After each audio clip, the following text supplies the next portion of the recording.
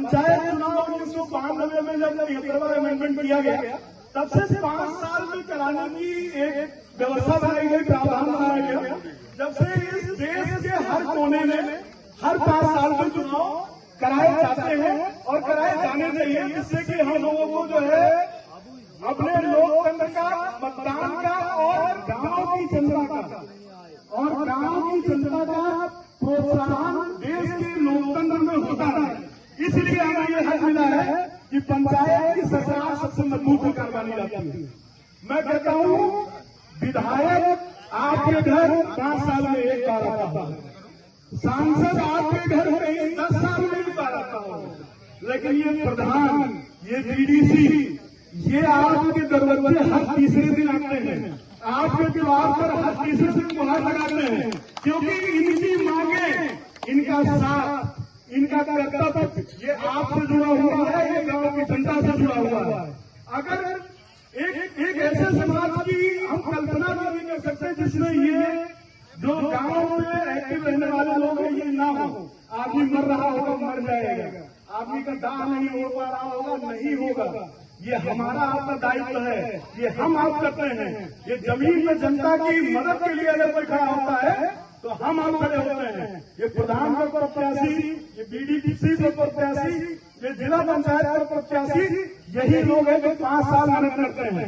प्रधान तो एक बार बन गया, वो 5 साल के लिए हो जाता है, लेकिन जो हम हार के या चुनाव की तैयारी करते हैं 5 साल, उस तैयारी में जो हम संघर्ष करते हैं उसको इस माइक में बयान नहीं कर सकता।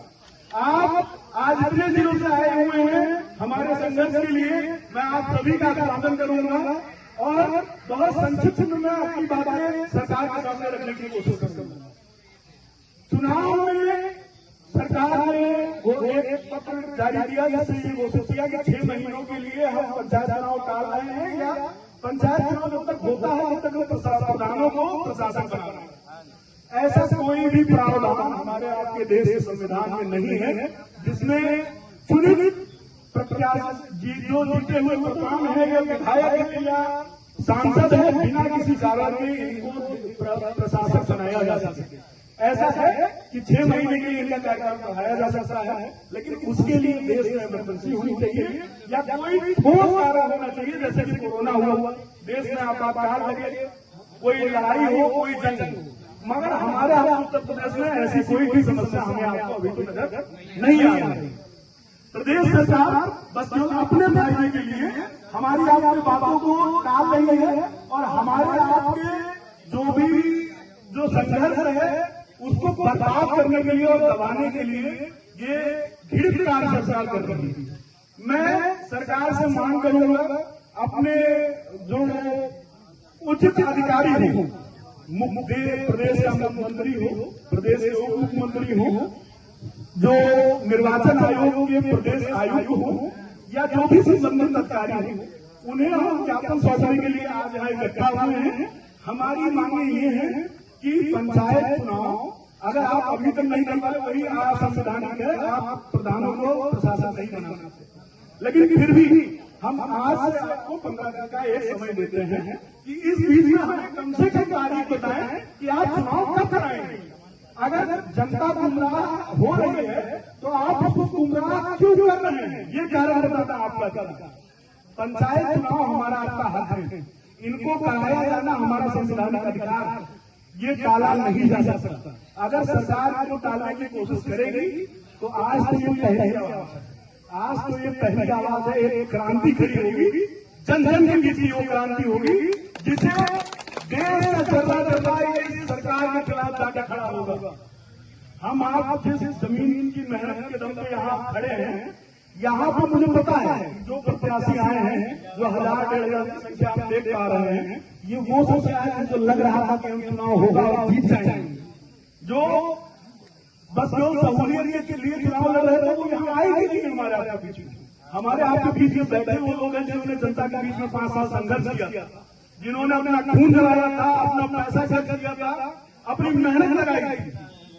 मैं अपने बारे में नहीं बताना चाहूंगा, मुझे पता है कि आप सभी के अपने अपने संघर्ष हैं, लेकिन बस इतना कहूंगा कि सरकार चुनाव समय पे नहीं करा पाई तो हम 15 दिन का आज का अल्टीमेटम देते हैं। आज है 12 तारीख और 17 जून तक अगर डेट नहीं घोषित होती है तो हम एक ऐसी क्रांति खड़ी करेंगे जिसका अंदाजा भी सरकार नहीं लगा पाएगी। आज 1000 लेके खड़े हैं, कल 1 लाख लेके खड़े होंगे और सरकार के पास जवाब नहीं होगा, न सरकार के पास जोर होगा। आज तुम प्रशासन से हमें जवाब मांगोगे क्योंकि हमारी जब नहीं थी, हमारे पास बस 15 दिन का समय था। सबके अपने अपने संघर्ष थे, उसके बाद भी जो साथी आए हैं उनका कतरा ये लगेगा कि 27 तारीख को हम जंग खड़ी करके देश में हम एक ऐसा मुहिम चलाएंगे कि अगर 27 में के पहले चुनाव नहीं तो 27 में फिर आप नहीं। और ये जमीन जिसकी आप बात करते हैं, ये विधायक जो आज विधानसभा में बैठे हैं, ये जो सांसद आज सांसद बैठे हैं, ये हमने बना के भेजे हैं, ये हमारी मेहनत है। हमारे बूथ में नहीं आते हैं विधानसभा प्रत्याशी, हमारे बूथ में नहीं आते हैं सांसद प्रत्याशी, तब वहां पर नजर आते हैं पंचायत प्रत्याशी।